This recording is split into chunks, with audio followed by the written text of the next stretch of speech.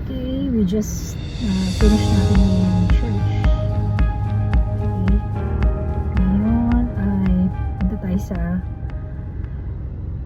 QC. Kakababa lang nila Sister Yani and the kids. Ayan, so medyo traffic sa kanilang lugar. Ayan, hintay-hintayin lang po natin. Alam nyo, it is always a joy talaga to come to the Lord in His presence every Sunday. May iba siyang na ilalagay sa ating espiritu, na nagbibigay ito siya ng mas malalim na kilo sa ating buhay. Kaya totoo yun, napakaganda na tayo ay laging sumamba sa ating Panginoon, dahil yun talaga, that's the next thing na kailangan nating gawin, no? It's not because of religious and all, kundi dahil yun yung dapat, no? Dapat talaga siya. Okay, so ayan, so ngayon punta ako ng QC, may mga i-attend lang po tayo ron ng mga dapat gawin, mga dapat na ayusin, and it's very refreshing, na habang ginagawa natin yun ay nakasamba na tayo sa Panginoon, at ang pagsamba sa Kanya ay isa sa pinaka magandang preparations to start the day. Alam niyo, actually sa calendar talaga, tinatawag natin ng mga Roman calendar, ang Sunday is the first day of the week, pinaka busy nila yan kasi nga yan yung unang day of the week, so kumbaga binago lang ito ng Christian's perspective, kasi sa Christian ang nangyayari ang Sunday parang rest day, pero technically hindi yun first day of the week. So that's why every Sunday is a day for us to, syempre magandang natin mauna natin ang Diyos. At pag inuuna natin ang Diyos, naniniwala ko lahat ng bagay ay may ayos, although parang minsan sa una pa lang sabi natin, unang pa lang parang not a good good start, pero hindi rin totoo yun, kasi sa katotohanan ang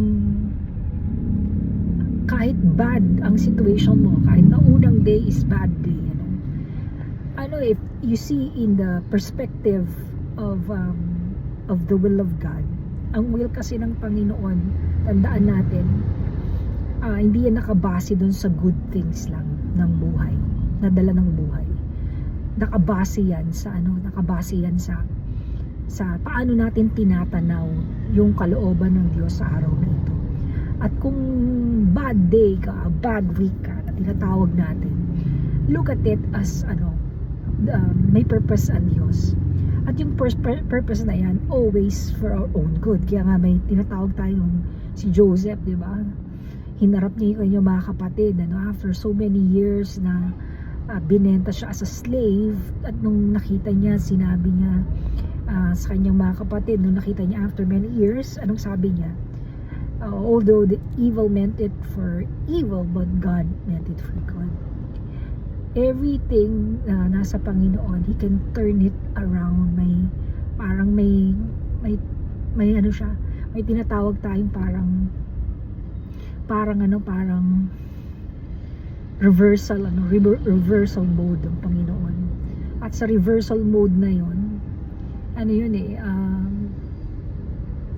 amazing, kasi doon tayo nagkakaroon ng malalim na testimony sa reversal na yon. So that is why in everything that we do, when we do the will of the Lord, kasi ang will ng Panginoon may mga season yan, minsan season ng good things, parang everything flows into it, pero after nun merong iba. So like kami, after I receive the blessing na I will have na source ng transportation, which is this one. After I receive the good news, now yes, now I can have I can now have a resources o car, so I can use it para nga sa mga aking mga transactions, errands, and the business, may bad rin, may biglang suddenly bad report, okay? Pero I realize na ganun pala talaga yung mga tinatawag natin sa mga kanta na gulong ng palad o gulong ng buhay. Ganun talaga.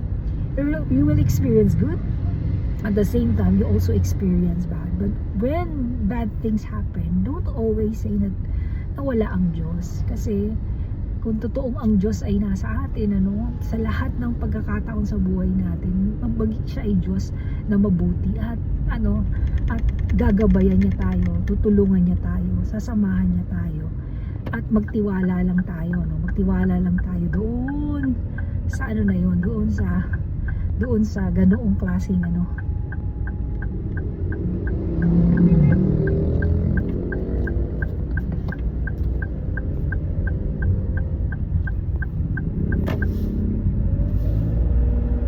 So let's just trust the goodness of God. Now like I said, trust His will and trust the process na ginagawa niya sa buhay natin. Huwag tayong matakot, magtiwala lang tayo sa goodness ng Panginoon, and everything will go well. Okay, so have a nice day everyone, and God bless you. Bye.